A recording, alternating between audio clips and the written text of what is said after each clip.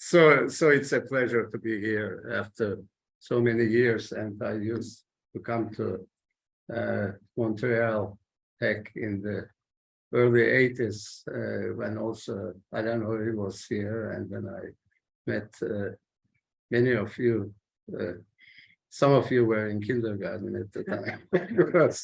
And so this is definitely has, even though the title doesn't have game theory, it has a lot to do with game theory, but it has contributions to opinion dynamics, especially with groups of individuals who do not carry the same opinion, and they're not willing to share or arrive at consensus with others. And so that's where the multi-population part comes from, and that's where the consensus and dissensus comes from, and it's for multi-agent systems. And so let's, first of all, it's always the how this one is okay. So the opinion dynamics, I mentioned opinion dynamics, you can, there has been a lot of work on this, some using game theoretic analysis, some others just using models for evolution of opinions and whether they converge to a consensus situation or not. So generally these models have involved nodes in a system. Here, this is a two-dimensional sort of a network, if you like, and then the dotted lines indicate who is talking to whom. These could be one-directional and two-directional. And the general sort of work in this area has been people talk to their neighbors, and then they generally their neighbors are introduced in terms of the closeness of opinions, not necessarily geographical sort of closeness, and then they share their opinions, and then they to be able to arrive at a consensus, then you have to take the average of the opinions of others. That has been the general model, and you can take a weighted average if necessary.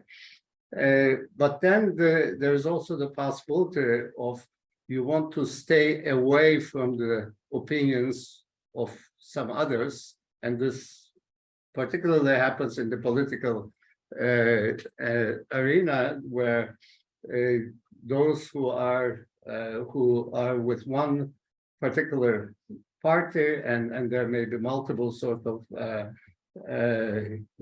dimensions to an opinion, you never want to share anything or to come even close to the opinions of those who belong to some other party. And this may not happen in Canada, but in the United States, as you know, it's a two-polar system. And so you want to keep a distance from there, and this is what I would call the dissensus.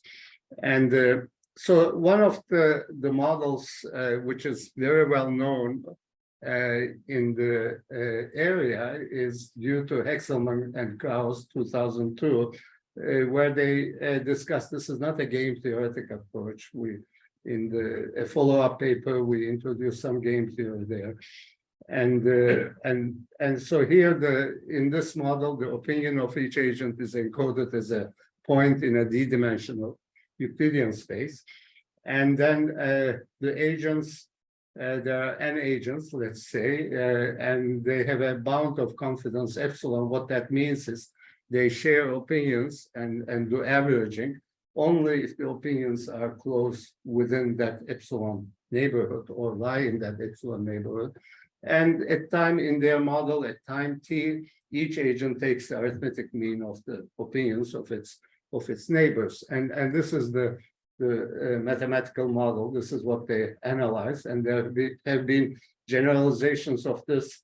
And this is the neighborhood for the ith agent, and this is of course the number of agents in that neighborhood, and you are taking the average of this. And the question that they ask is, does this, under certain conditions, does this converge to a consensus?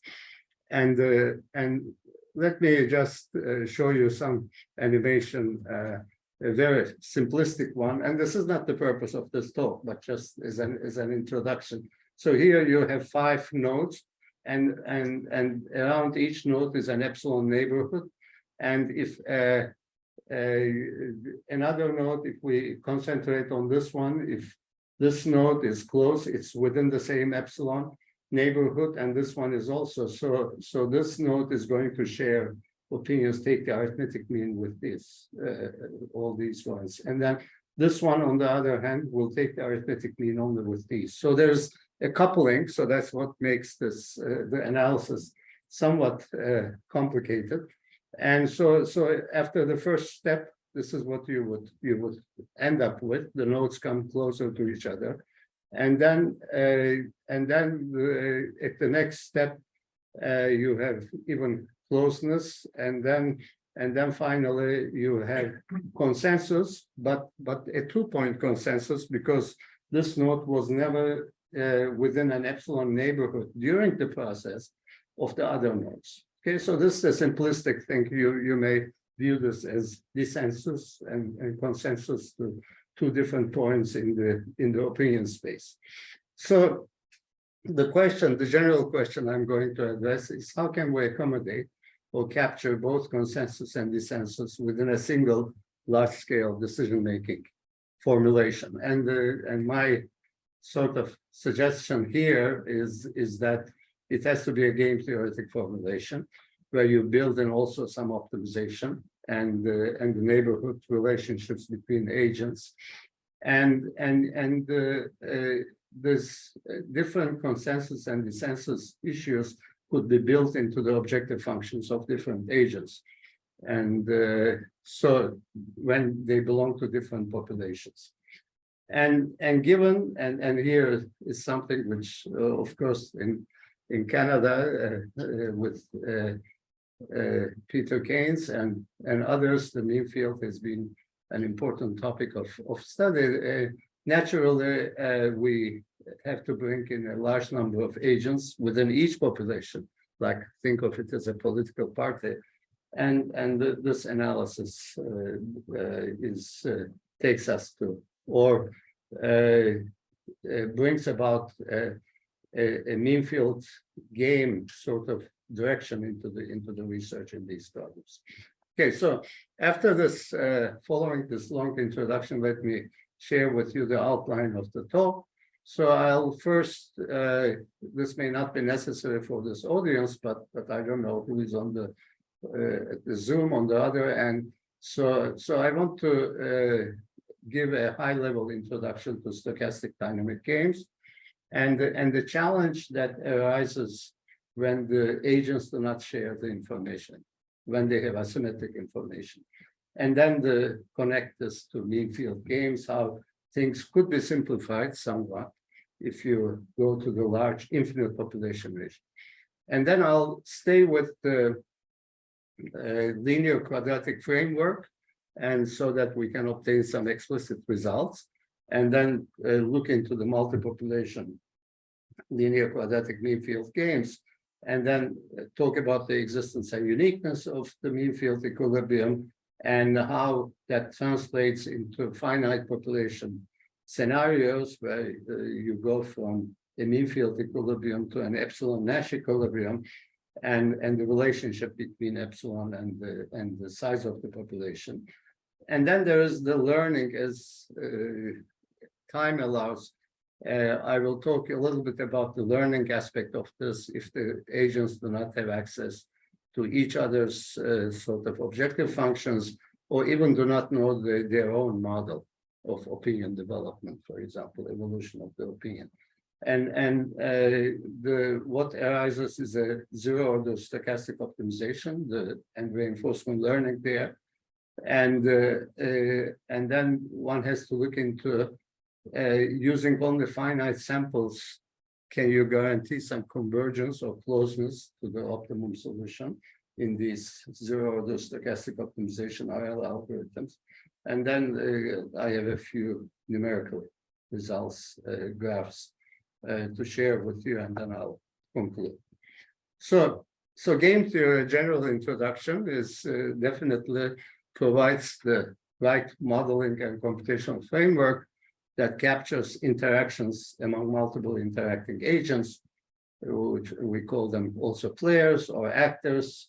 And these could be physical, economic, and even biological. And possibly they have misaligned objectives. And if they are totally misaligned, like conflicting with each other, total confliction, we have zero-sum games, and you could have zero-sum between two teams, for example, or you have partially misaligned objectives lead to non-zero-sum games. Now, on the top of game theory, the dynamic game theory provides an even richer framework which captures the evolution of these interactions among the agents over time. In that case, the information structures play an important role, like who knows what and when, and memory restrictions play an important role. How deep into the past do agents recall? And if you put memory restrictions, then the problem gets much more complicated. And you can have delays, for example, in receiving the information from the network. And then you don't want to store everything because of storage capacities. And these are the resource constraints. And so these bring in additional complications into the equilibrium computation in games. And how, if you have resources, how do you allocate them, like a budget over time and over different tasks, across different tasks, and how do you utilize them over time? And then there is also the trade-off between short-term and long-term goals, and does your objective function capture this type of a thing? If you have a discounted cost, that's one way of capturing it, but that's not the only way one will have. So I already discussed the first two bullets. There are, as far as solution concepts go in game theory, there are multiple solution concepts depending on the scenario and application at hand. And you have the Nash equilibrium, which is a symmetric mode of decision making, even though the information could be asymmetric across players. There is the Stackelberg, which is a hierarchical decision-making process. There's a Markov perfect equilibrium, which generally uses only the current value of the information and not the past, and then it is a subgame perfect sort of structure into it. So these are all tailored to the scenario at hand and depend on the roles of different players in the decision-making process. Now, when you go to an infinite population of players, the interactions among the players take a different meaning, and that leads to mean field games, and the associated solution concept in this case is the mean field equilibrium. So I gave a talk a few weeks ago at the Chicago Booth School of Business. And I had to include this slide there, so I decided to keep it here as well.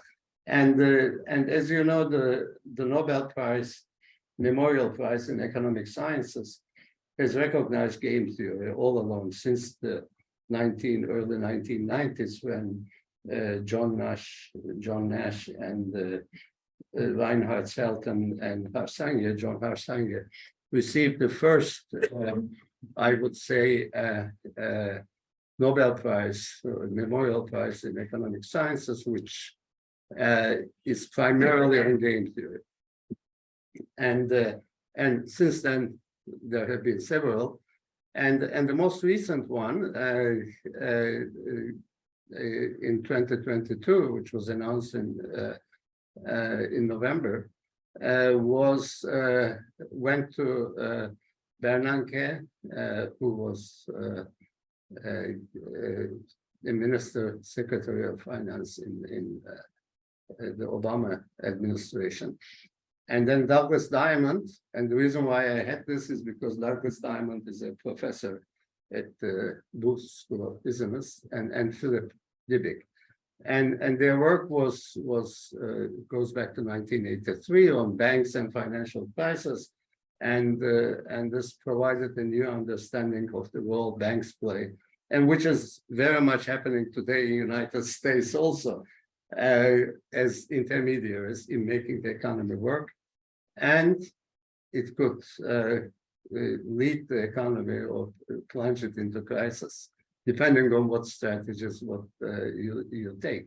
And for those of you who would be interested in this line of research, particularly the use of game theoretic models and the emergence of multiple Nash equilibria, I would recommend this paper by Diamond and Dybvig, Bank Runs, Deposit Insurance, and Liquidity, which was highlighted in the Nobel statement, which highlighted the contributions of the individuals. So this is again, the Diamond is a faculty member at the University of Chicago. So this is, even though the announcement did not mention game theory, when you read into the details of their contributions, game theory again and the Nash equilibrium plays an important role.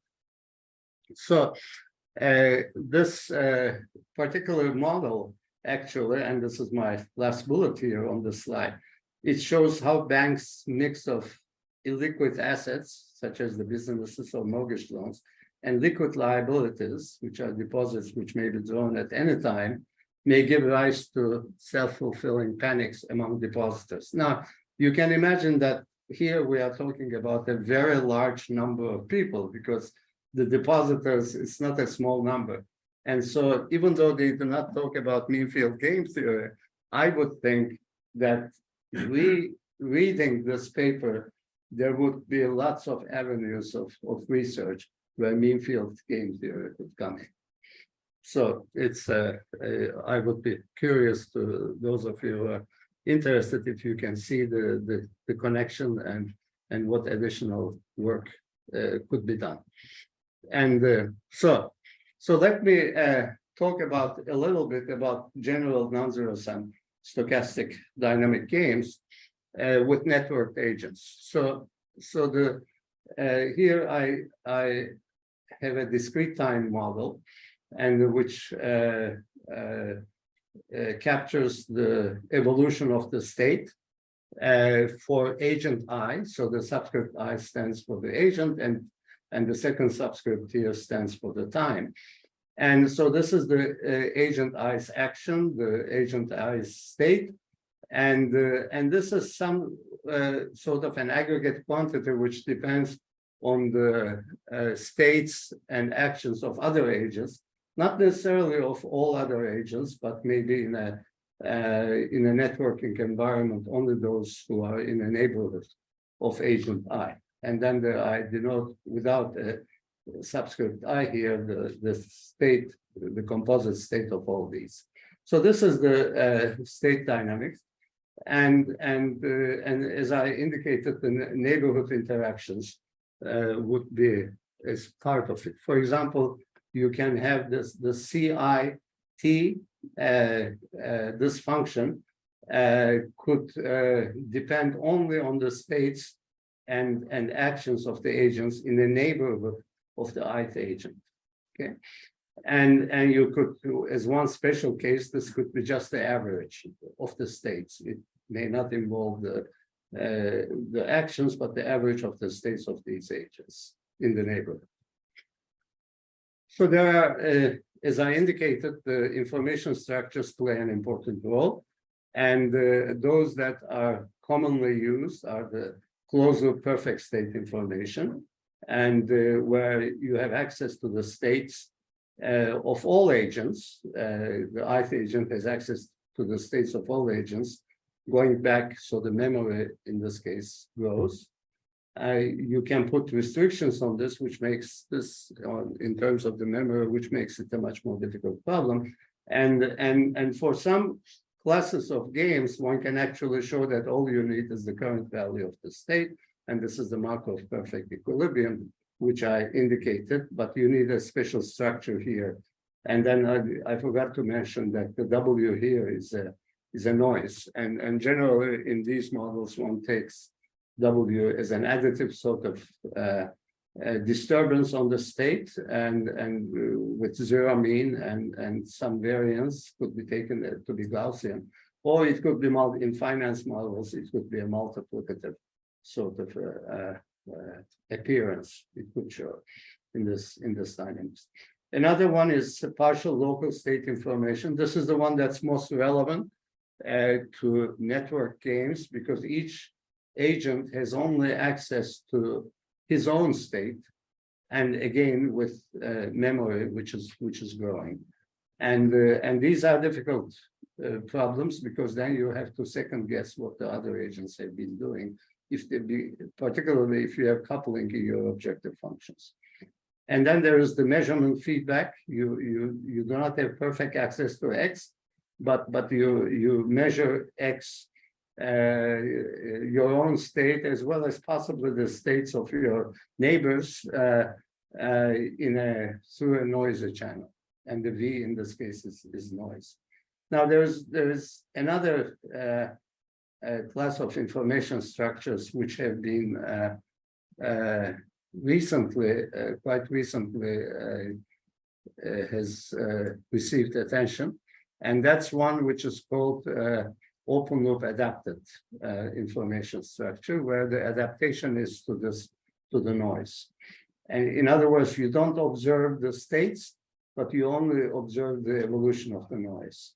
And the difference between the two, it's in stochastic control, there isn't much difference. One can actually show that open loop adapted and the closed loop perfect state will lead to almost the same performance. But in games, we have a totally different sort of a picture arising. And unfortunately, not all authors realize that. If you have your information depending on the state of other agents, then you have through the states you have access to the actions of these other agents, and so therefore you have the strategic interaction there. But if you have the open loop adapted information structure where you are just observing the noise, let's say it's an IID noise, then that does not depend on the actions of the player. So you don't have the difficulty that comes around from strategic interactions. So it requires a totally different analysis, and one should not expect that anything that you obtain using this open loop adapted information structure will lead to the same Nash equilibrium as the closed loop perfect state information structure, unless you go to the mean field limit, then things will change. So the loss function for player I over this period and capital T, the terminal time could be infinite, is given in this form generally, and then you take expectations over the horizon 1 to T or 1 to infinity.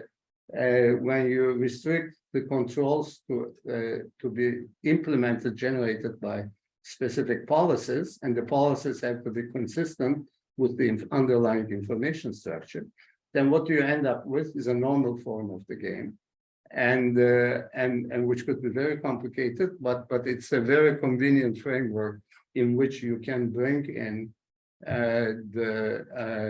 different equilibrium solution concepts. Okay, so one of these is the Nash equilibrium, and which is known to this community as described here. Now, there are challenges in deriving the Nash equilibrium. There's an almost complete theory under closed loop perfect state information for all players. You essentially use a dynamic programming type of argument. You do a recursive computation, either a Bellman equation type, or if you're in the continuous time, it's the Hamilton-Jacobi-Bellman equation.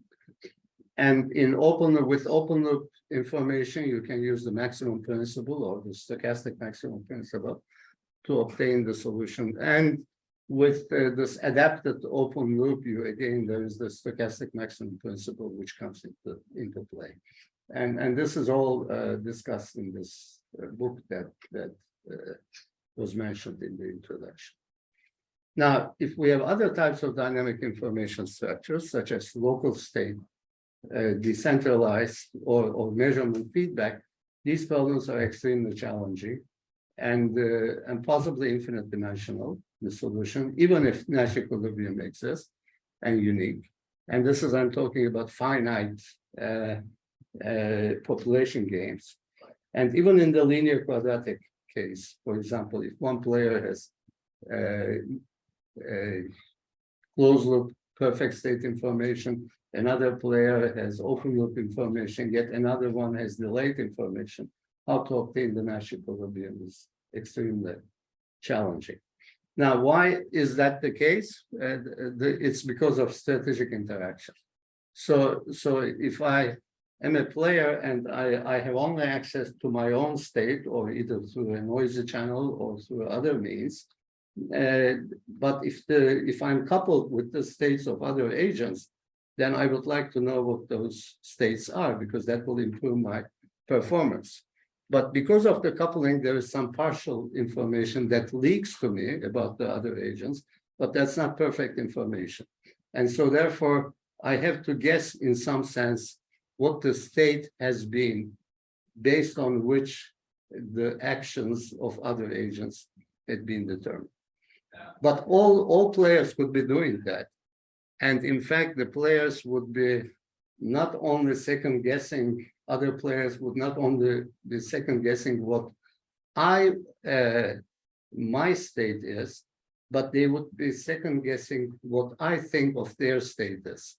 And so you can see that this is an infinite recursion, and there is asymptotic learning is extremely difficult to analyze in this case. And so this is one of the difficulties.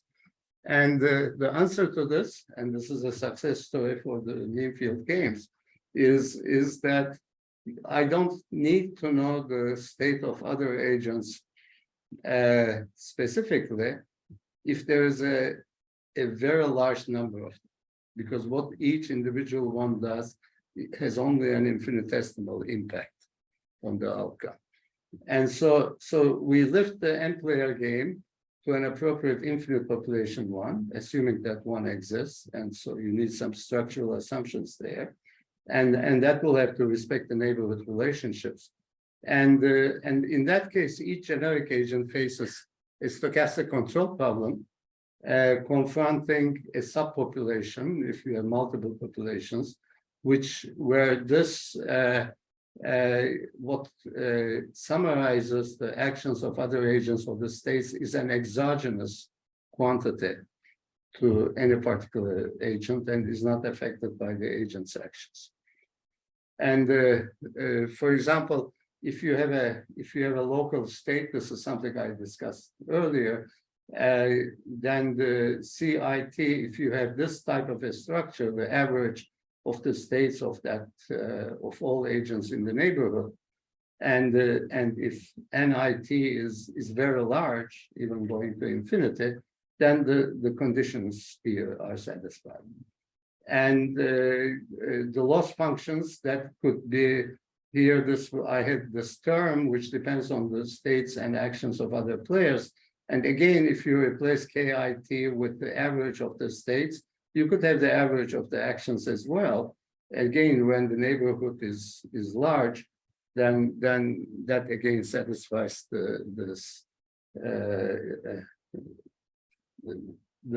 what would be needed for the game to be viewed as a mean field game. Okay. Now, so what you do is, as I indicated in the second bullet, each generic agent faces a stochastic control problem, and then you generate the state process. So each agent solves its stochastic control problem. So this is all known to most of you who are working in mean field games, and then you require consistency. In other words, you are making some assumption on the aggregate quantity, and then you compute that aggregate quantity in terms of that aggregate quantity. So that definitely requires solution of a fixed point equation. And so you solve this, and together with the optimal control policies, this leads to mean field equilibrium. And then what one does is you study the relationship between finite n and infinite n solutions. In other words, you implement the solution that you obtain, the mean field equilibrium solution, for the finite population, where you have only n agents, and then see to what extent this provides an approximation to the Nash equilibrium. And that's what leads to the epsilon Nash equilibrium. And there is no other way with asymmetric information structure of obtaining the epsilon Nash equilibrium directly without going through this mean field approach. And history, as I mentioned earlier, that it was initiated by Peter and his colleagues, which appeared in the Transactional Automatic Control in 2007. There are some earlier versions of that. And then the Lazaryan-Lyons, which was more PDE approach. The approach was different there. This TAC papers is closer to what the people in control theory have been looking at. And there is the risk-sensitive part of this, which brings in, that's what RS stands for, which brings in robustness. And for nonlinear systems, we looked at it with Tim Bean and Guanyan Su back in 2014. And then for the Stackelberg equilibrium with Jun Moon, who is now a faculty member in Korea. And there are, for discrete time Markov decision processes, we have a series of papers that appeared in the Science Journal on Control and the Mathematics of Operations Research in two papers there, and then the Dynamic Games and Applications, and which discuss in a very general framework for discrete time, the mean field games, both for risk sensitive as well as risk neutral scenarios. And then one can also bring into the mean field games framework the adversarial interaction by other players. So what are the computational aspects? So that's what brings us to the learning in this case. Now, one advantage of the mean field games, the mean field equilibrium-based approximate Nash equilibrium policy is that it's scalable. I mean, if you have a solution for use it for n players, then the same solution can be used with 2n players. Now, as I indicated, the computation of the mean field at Nash equilibrium requires the solution of a fixed point equation, and that requires full modeling knowledge. And so the question is, of course, that we are talking about here a very large number of players, and they don't have access to the optimization problems faced or the models of other players. How do you get around this? And one way around this is, which has been used in learning approaches to this problem, is that each agent interacts with a central coordinator or a central simulator. So I mentioned that in the mean field game framework, each agent solves a stochastic control problem given the exogenous process. So that exogenous process is provided by the central coordinator simulator. And how does the central coordinator update its sort of the information that it sends to all the agents or broadcast is it receives, I solve my stochastic control problem, and then given the exogenous process, and then I send the state or my action to the central coordinator. So that preserves privacy in the sense that only the central coordinator has access to this. And then it receives from all other agents. And if there is, if you have a total symmetry, receiving it only from one agent would be sufficient. and then it recomputes based on that. It recomputes this exogenous quantity, and then broadcasts it to all the other agents who solve their stochastic control problems and so on. And then the question is, does this converge? And we have, as I will indicate, even in multiple population games, but in the linear quadratic framework, you can come up with precise conditions under which this would converge. And now you can go a step further and say, what if the agents do not know their own models? Then you bring in the reinforcement learning for each agent. In other words, this is in solving the stochastic control problem, then you go back to the standard reinforcement learning sort of approach to these problems. You apply a control, and then you see what your performance is. You also know the exogenous process because it comes from the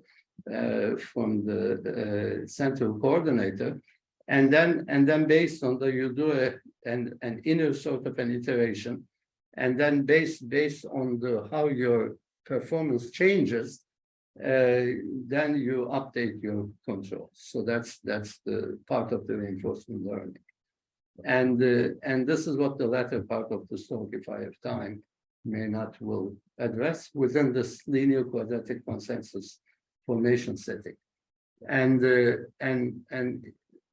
you have to develop a zero-order stochastic optimization technique in this case. In other words, how do you compute the gradient? We don't compute the gradient, but we compute the performance based on a single sort of on multiple samples. How many samples do you have to take, and so on, so that you can have accuracy? So this is again something that can be studied, and actually we studied it in this paper, which appeared in this best journal in game theory, dynamic games and applications, this year. So those of you, I mean, who have, I can send you the paper if you are interested, but the details of what I will be discussing here can be found. So this was a very long introduction, and so now let's come to the specific problem that we have. Unfortunately, the Zoom part cuts off the list of the attendees, actually cuts off part of this expression, but I'll tell you what it is. It's just probably clear from the from what you already see here. So let's have a single population here. So I'm going to introduce a consensus problem. Each agent has a linear dynamics. So this is the noise, stochastic noise. This is the action of the agent. This is the state of the agent. I have gone from X to Z. And the agent N has local information only. In other words, has access to Z, his own Z. And so this, I'm using it. I'm not, the N here stands for the agent. I had used I earlier, so sorry for that.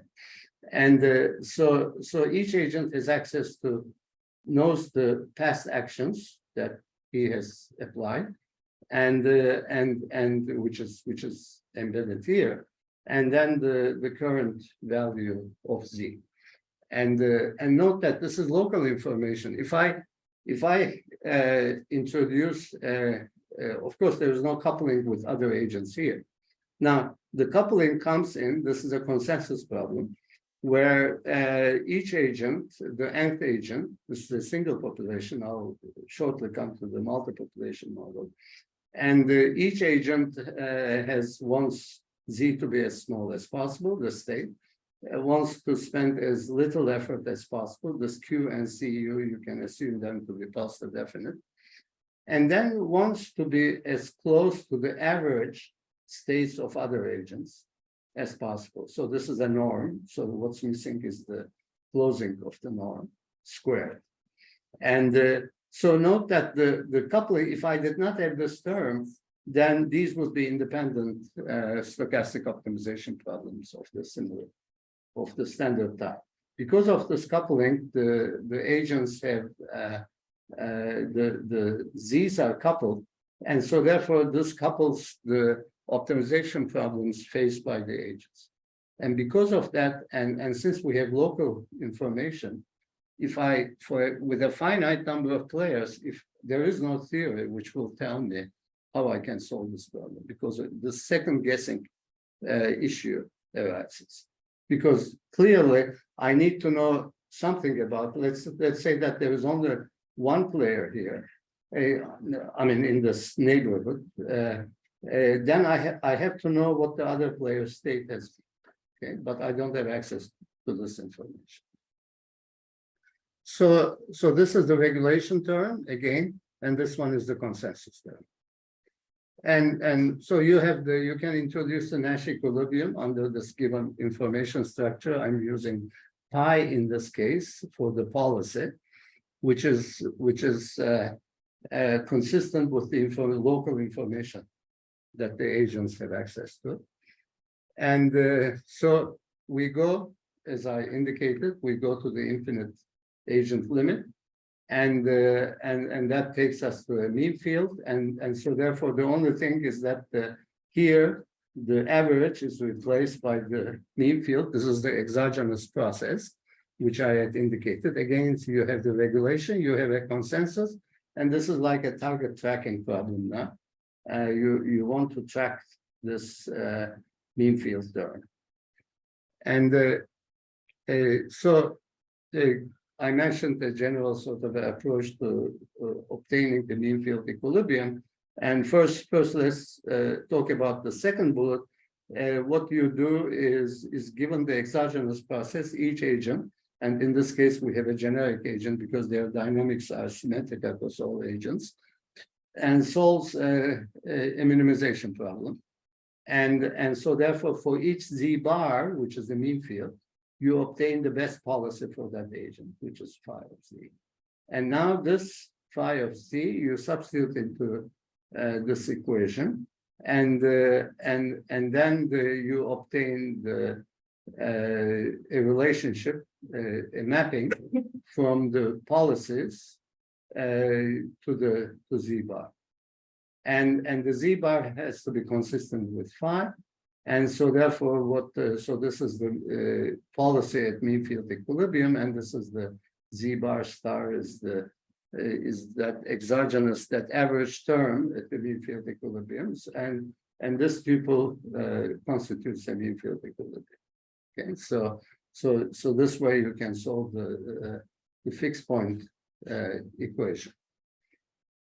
Okay, and so what one can show is that actually if you use it, so we have the existence and uniqueness in this case under certain standard assumptions like controllability, observability, and so on.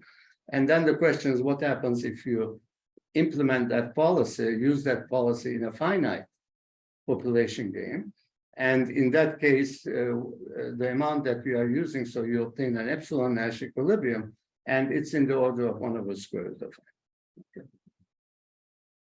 So this is what the title of the talk highlighted. It's the multi-population case and consensus and dissensus. So now you have L populations, a generic agent. Note that the A here depends on the population, so the evolution of the state is different for these different populations. And then these are independent noises, zero mean, Gaussian noise. And each agent, again, has only local information. In each population, an agent does not even have access to the state of all other agents within that population. It has only local information. And the agents have coupled cost functions, so that's what makes it a game. And note that, again, you have the regulation term, as I had in the single population game.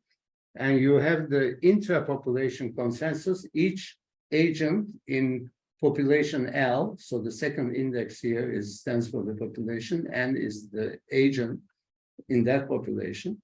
Each agent in that population N wants to be its state to be as close to the average states of other agents in that population. And then you have this dissensus term, where you want to keep a distance from the average states of other agents at the same time.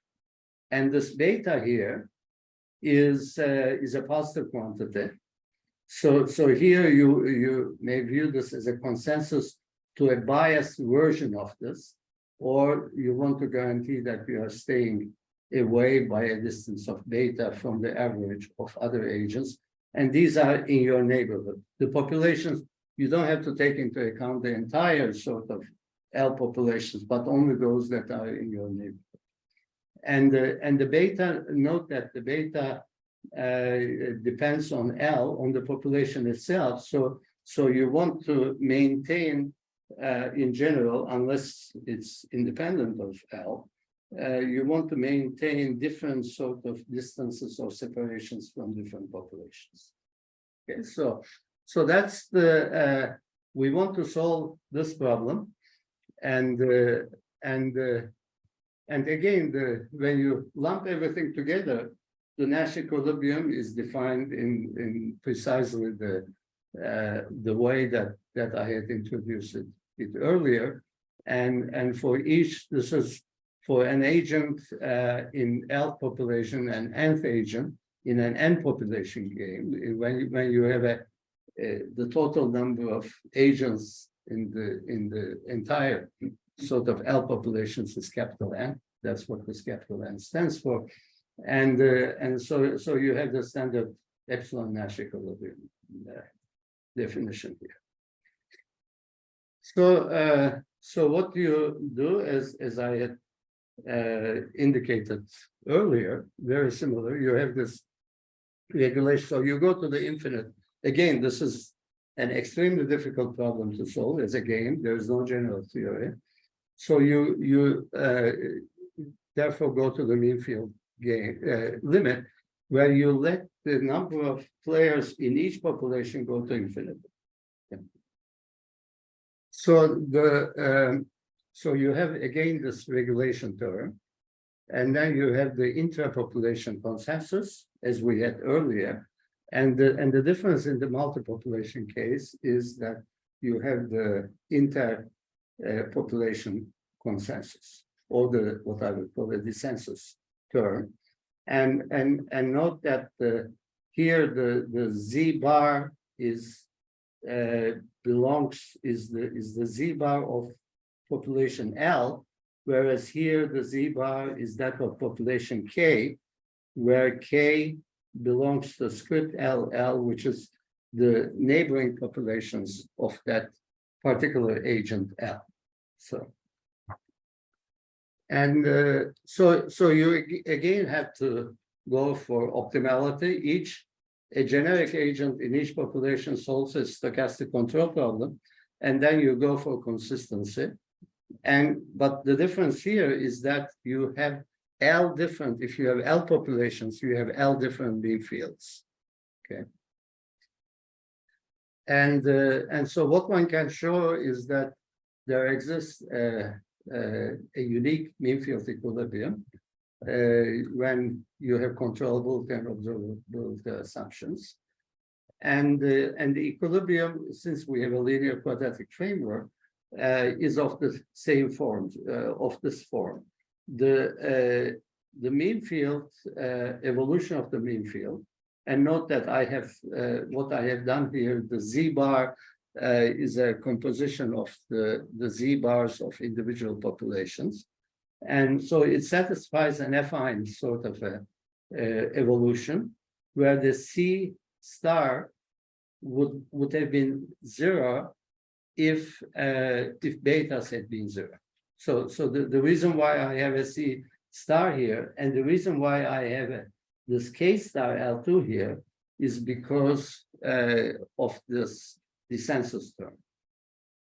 So the general policy for an agent L, for an generic agent in population L, is a function of the state of that agent, and also is a function of the mean field of all agents, of all populations.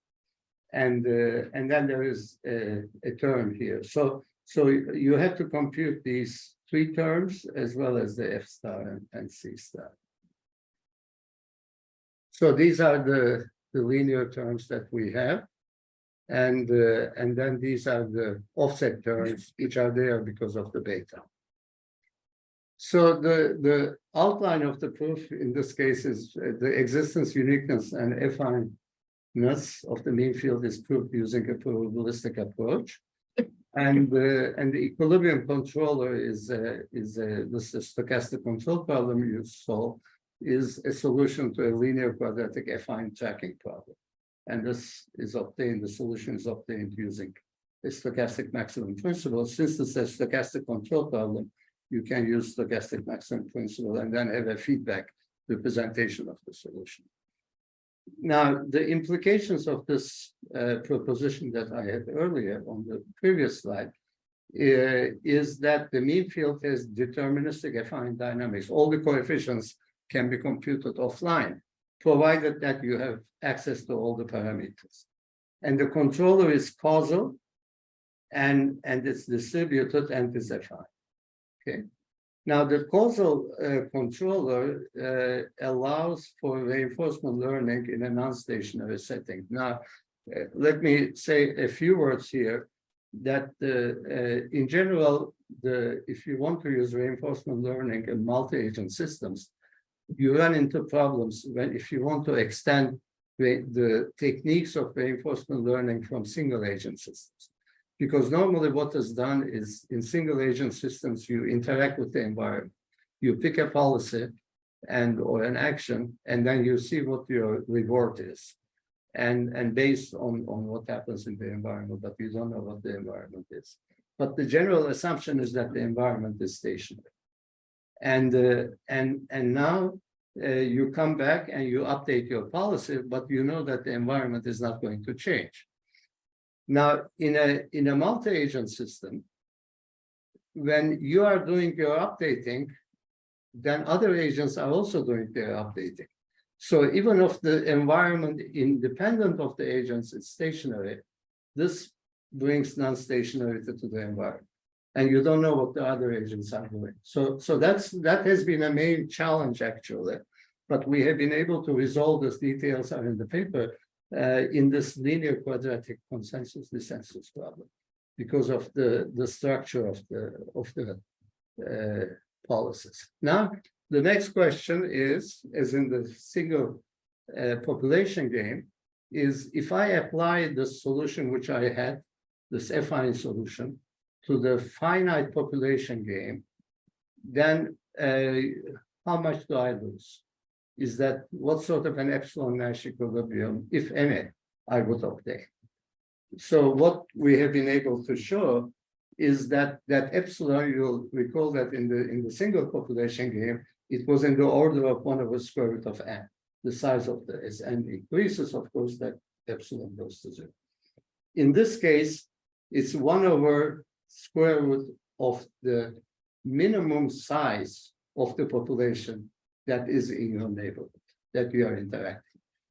In other words, if you have one population which is very sort of, the number of agents in that population is very small, then this will not give you a good approximation, which is very natural because you would be interacting, a different approach will have to be taken because you would be interacting with a finite number of players in that case. And so every population, if you want the epsilon to be very small, it has to be, the scenario should be such that in every population, you have a very large number of players in your neighbors. And this happens if I gave the example of political parties and people, and it's definitely in general is the case. Or you don't interact with those. If there's only a single player, for example, then you treat it somewhat differently. And okay, so this the proof of this relies on quantifying the difference between the equilibrium and the empirical mean field. The steady state distribution of the difference depends on the number of players in the L population and which goes to 0 as ML goes to infinity. And so the implications of this last theorem I had is that we do have an epsilon Nash, and the epsilon for agent in the population L is this. Okay. So it only depends on the neighboring, the size of the neighboring populations for each L. Different agents, different populations will have different epsilon Nash equilibria. So the epsilon would be dependent on the population itself, on L, and which will be governed by the neighborhoods. So now I have little time left. So the reinforcement learning for multi-population mean field games, and so as I indicated, most of the algorithms in reinforcement learning deal with stationary equilibria, single population setting, and they are not truly model free. Model can be reconstructed. So because of the affine structure of the mean field equilibrium, we have a two-part reinforcement learning algorithm. As the first part will deal with the linear components, and the second part with the offsets. And we have shown that if you set the offsets to 0 and then try to learn the linear components, then you can do it without any loss of generality. And then once the linear components are, so the decoupling is perfect in that sense. And once you solve for the linear components, once you are sure that you have a good accurate estimate of that, then you can go and learn the offsets. And note that in this case, each agent in each population is unaware of its own dynamics and cost function, and only has access to noisy estimate of the controller cost. Okay, so this is the sort of the spirit of reinforcement learning. And then how do you do gradient descent? And you do a zero order stochastic optimization based RL in this case. And zero order means that you use only a single point, single data, and then you perform, come up with a stochastic gradient using that single data. So this is a smooth gradient using noise estimates of the cost. So what one can, so these are some of the details which lead to the reinforcement learning. So what you do is you come up with a composite state, which is composed of the state of the alpha agent, and also the total, this exogenous process of the mean fields of all the populations.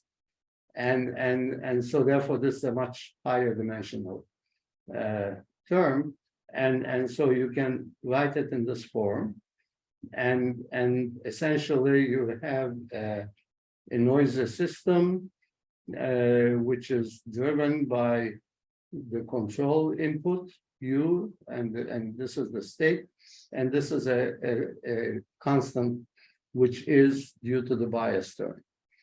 So now you have to come up with to be able to apply reinforcement learning, you have to come up with a cost function for the agent, because the agent will be interacting with the environment in this case, and will receive values for the cost function in return for using a particular control.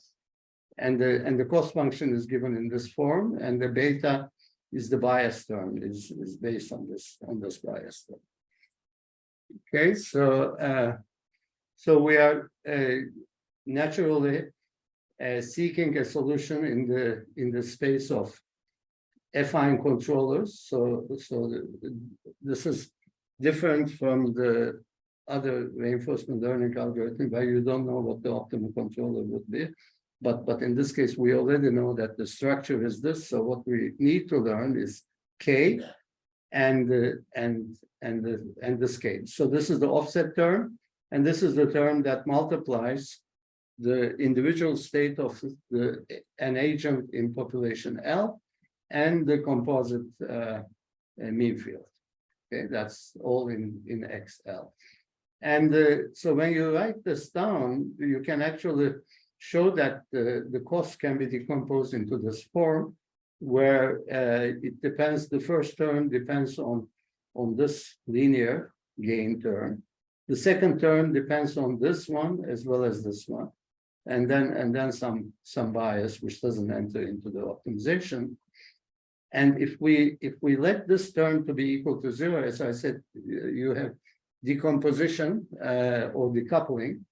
If you let this term equal to 0, one can show that this entire JL2 is equal to 0. And so therefore you end up with this one. So you first learn KL1 by interacting with the system and receiving values for J1L. And then once you find out what this is, and then you come back and do the learning for KL2. Okay.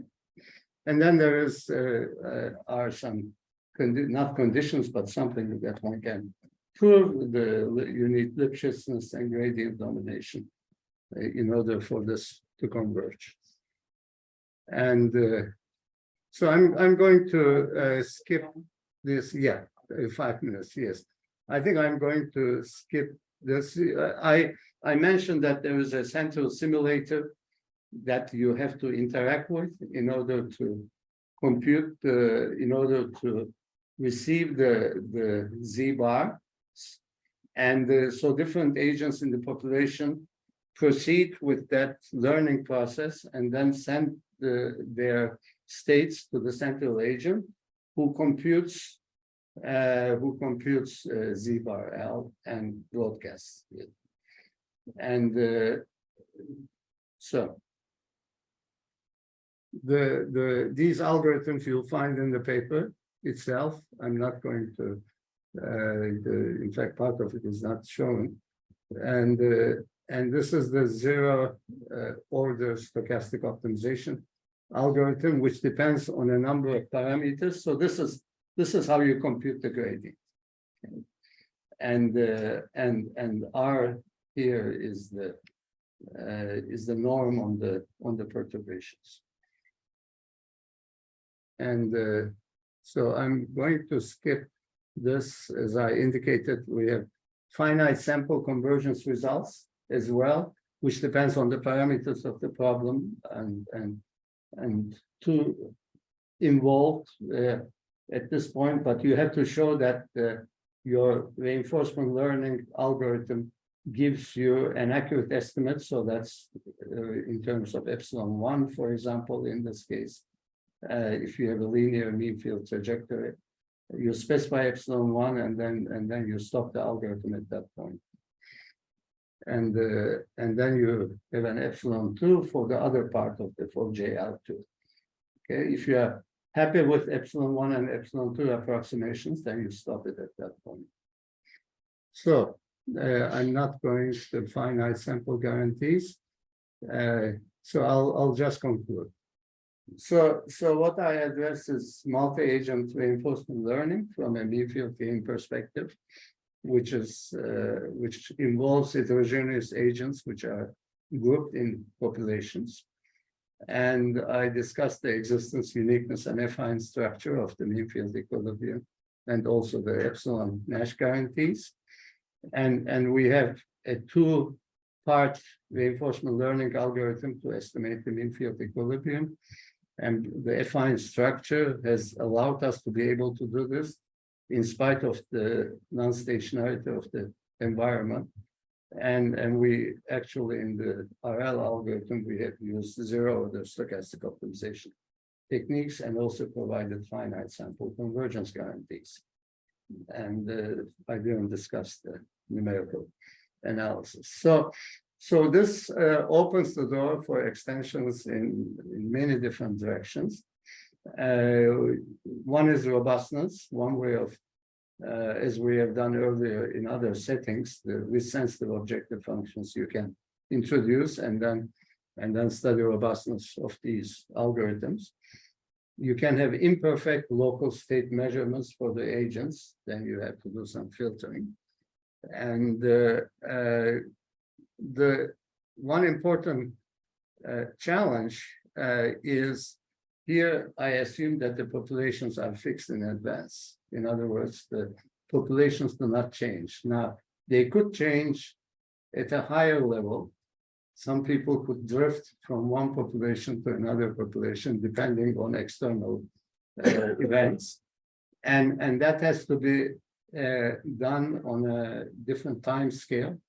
And this is definitely a research direction. And here, all along, one assumes that the agents obey the rules of the algorithm. So they are all using reinforcement learning algorithm. What if they have irrational behavior? What if they have stubbornness? Can you accommodate those types of irregularities in the problem solution?